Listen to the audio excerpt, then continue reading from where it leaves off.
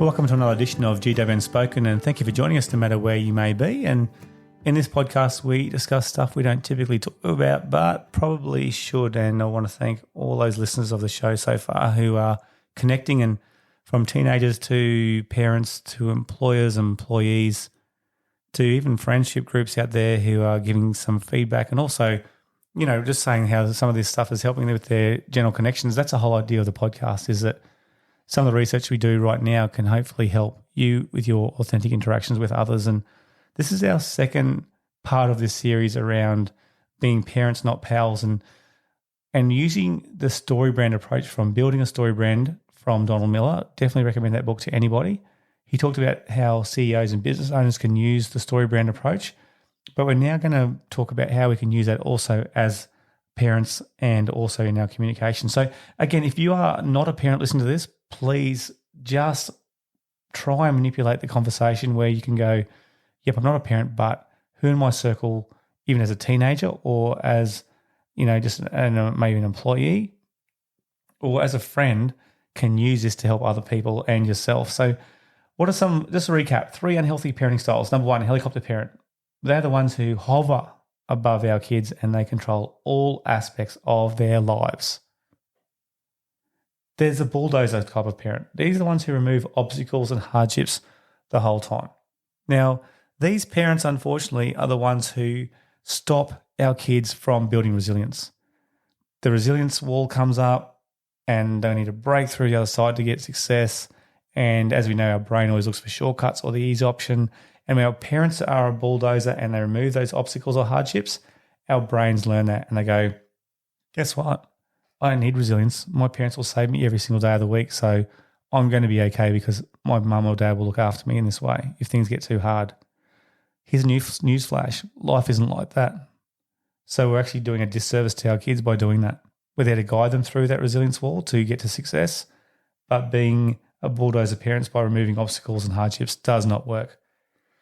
And the other one is a negligent or uninvolved parent. And unfortunately, that allows our kids to be very, very vulnerable, which is a bad thing because they then look for their peers as influences. And unfortunately, our teenagers probably don't have enough friends who have enough life experience to give them the proper guidance and authority to have good decisions. So that leads into one of the first parenting styles that we have from Baumrind. We talked about last time, the psychologist, who says there's 4 types of parenting styles. And I want you to reflect on, even as a communicator, which one of these are you mainly? Because I know it'll probably swap and change a bit based on your interactions that you have and your, I guess, conflicts that you may have too. So the first one is a neglectful parent, which we just talked about. And they are usually uninvolved or absent. And I think technology has a massive, I guess, a babysitting capacity now where a lot of our parents are probably more negligent because they're also busy or maybe also on their technology, and it's a great babysitting service. They have little nurturance or guidance towards their teens, and they're actually indifferent to child's social, emotional, and behavioural needs. It makes them very, very vulnerable. The second one they talk about is permissive, and these are child-driven. Child is in charge. They rarely give or enforce rules to their kids. And in fact, they overindulge children to avoid conflicts. How do you think that goes? There's a saying from Confucius that says, parents who are afraid to put their foot down usually have children that step on their toes. It's a big one. They learn to be the boss. They learn to get away with everything they want to. Again, no resilience. And our poor kids, even though we try and do the right thing by giving them everything, it actually does not allow any, because they actually don't know how to work through a conflicting and a resolution style, communication style. How about authoritarian? Can you remember how many % is authoritarian?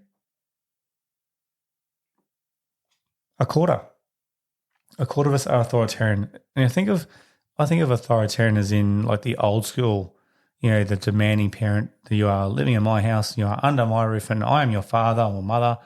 This is why you behave. But why? Because I'm your mum. Because I'm your dad. That's why you're doing it.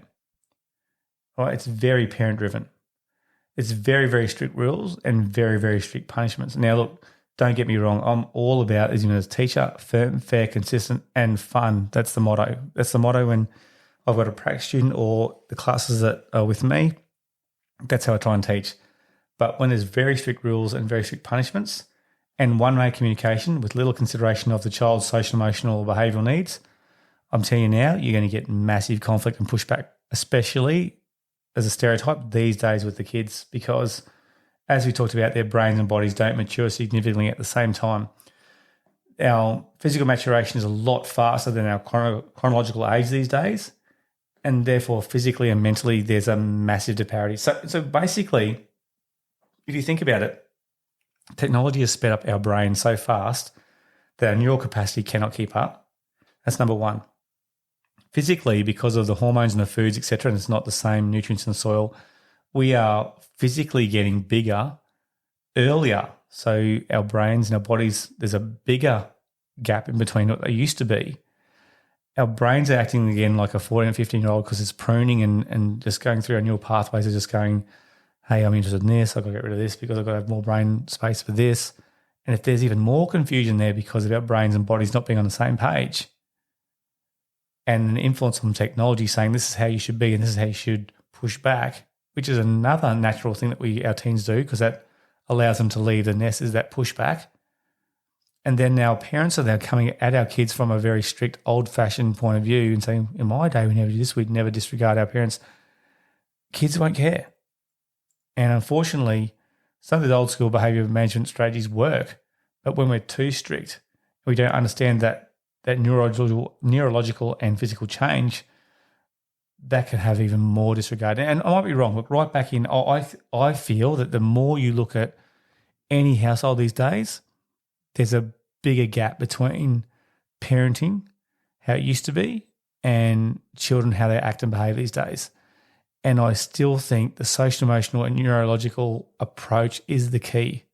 And if we can educate parents and co-workers and employers, CEOs, teachers especially on the ground all the time with children and teens, if we can educate parents just how these neurological changes are affecting our kids these days, especially from technology, I think there's going to be more chance of us having authentic interactions and connections. And then the last one she talked about was the authoritative style, and about 46% of apparently our parents are like that, and they solve problems together with their children. They set clear rules and expectations, and they have open communication and natural consequences. And I think this consistency allows children and teens to make predictions about their real world. And I think that consistency is the key, that along with clear and precise rules. So if you think about firm, consistent rules that are enforced, that's the key, that makes a difference to our children because they know what real life is. They know the consequences are real. And look, getting back to the StoryBrand approach, and I want to go into the 4 types, and you think about any story these days, and a StoryBrand talks about this. You think about what's a good example? Probably Star Wars, even though I'm not a Star Wars fan, but if I ask the Star Wars fans out there, who's the victim, you'd know who the victim is. Who's the villain, you know who the villain would be. Who's the guide, who's the hero of the story. We need as parents, as business owners, as key communicators, we need to be the guide. Now, this is really important. This is the game changer I found. I remember going for a run, listening to this audiobook, Building StoryBrand, and I remember the 2 things they said. If you want to be a guide, you want to be a great teacher, you want to be a great influencer, you want to be a great business owner, you want to be, I think, a great parent towards your kids. This is the key. To be the guide, you need 2 things. Number 1, you need empathy and understanding. And number 2, you need authority and competency. And authority just means you're the leader of the family. The child is a member of the family. It doesn't mean it's a top-down approach. It just means that you are in charge. You have got that authority and you're showing competency. Yes, you're going to make mistakes. Yes, you're going to apologize for that and be the bigger person. But they're the things. And empathy is one of the biggest social emotional skills you can have. That and listening apparently are the top 2 now that people are looking for all the time in great connections, great communication processes. So empathy and understanding, authority and competency are the 2 things you need. But let's talk really quickly about being a victim. A lot of our parents, unfortunately, have underlying reasons for this behavior of being a victim. Who do you know now? And I go through these 5 areas, these 5 examples of how you can be a victim in a relationship. Who do you know out there? How many times have you fallen into victimhood? And this is the reason why often victimhood happens. Number one, there's a perceived power dynamic. They usually assert power or control by being a victim. They can do that by having a perceived power balance. If I'm the victim, I'm going to be felt sorry for. My team's going to behave for me. Very simplified example. That goes into number two, which is very similar, a control tactic. They use victimhood as a form of control, making others feel sorry for them, and therefore they can influence decisions and behaviours. And guess what? That's the worst thing we can do for our teens, because our teens then don't feel and express how they generally do feel. And what happens is that just goes up in their brain. It compacts over time. It adds more and more pressure to them over time when the parent's always the victim and trying to have that control tactic, and eventually they're going to explode or want to leave home, and it can go crazy. And that's just an example of control tactics that victims use. That can also lead to guilt tripping, because they use guilt as a tool and can make children feel guilty if they express any differences or autonomy or assertiveness. I had to laugh, and this is a pretty embarrassing story, and this will be held against me from my mates for sure, but couldn't sleep the other night. I'm not recommending this. It's probably a bad behaviour, but I couldn't get to sleep. Chucked on TV for a while, and Bad Mums 2 was on. Never seen Bad Mums 1. True, I haven't. But I think I want to now after seeing the second one. I saw part of Bad Mums 2, and there was a mum talking to the daughter. The daughter was still middle-aged, and it was just, if you've seen this, you'll know what I'm talking about. But it was just hilarious because the mother kept mollycoddling the mum and just going, or the child who's still a mum, and just saying, "Oh, I love you and I want to be with you. I live next door to you."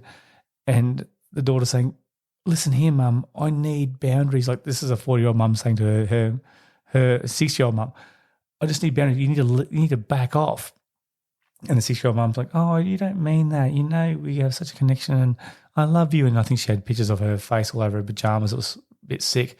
And the 4-year-old mum goes, "Honestly, you need boundaries. You need to stop it. You need to back off right now." And the older mum says, "Oh, but I've now got cancer. And how can you say that to me when I've got cancer?" And she's like, "Oh, have you? I'm so sorry. Mum, I'm sorry." And then the mum goes, "Okay, actually I don't have cancer. I just, you know."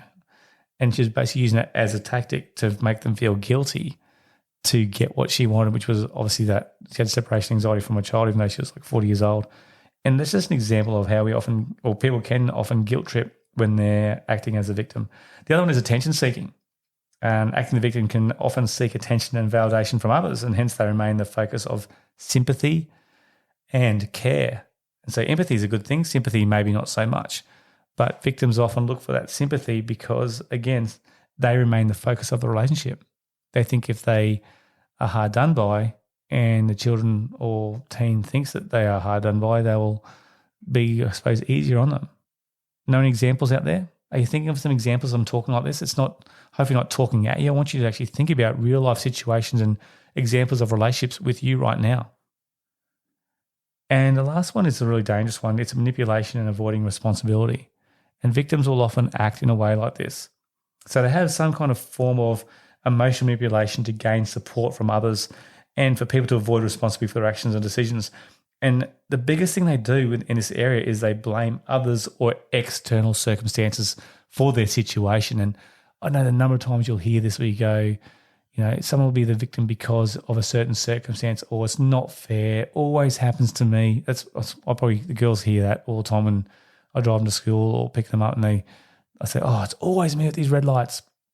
And we have a joke and I laugh about it, and I think, well, how can I even say that? This is again victim mentality, right?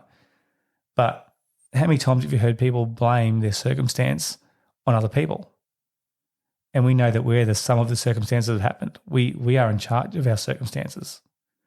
Tony Robbins, great, love reading his book at the moment, like Awaken the Giant Within. It's an old book, and it's taken me a while to get through it, but he said, as long as we have structured our lives in a way where our happiness is dependent upon something we cannot control, then we will always experience pain. And I love that, because victims blame other people. Therefore, they don't have control.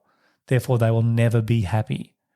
They will never probably get to the great parents that they could be, because they're worried about themselves and they're blaming other people. They're attention seeking, or they're guilt tripping, or they're using control tactics, or they're trying to get some kind of power dynamic in their relationship to make sure everything runs smoothly for them.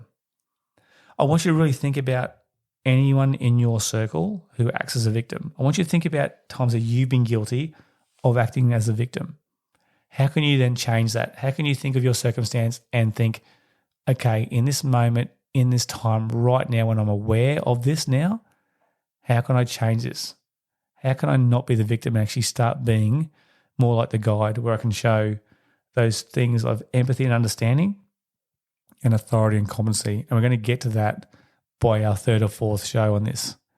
So I want to thank you for joining for this episode. The next one I'm going to talk about is a little scary one. It's when we become the villain.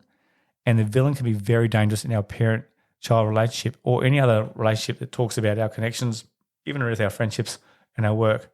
I want to thank you for joining us tonight on the show. And I look forward to talking to you more about the villain in our StoryBrand podcast that's coming up very shortly.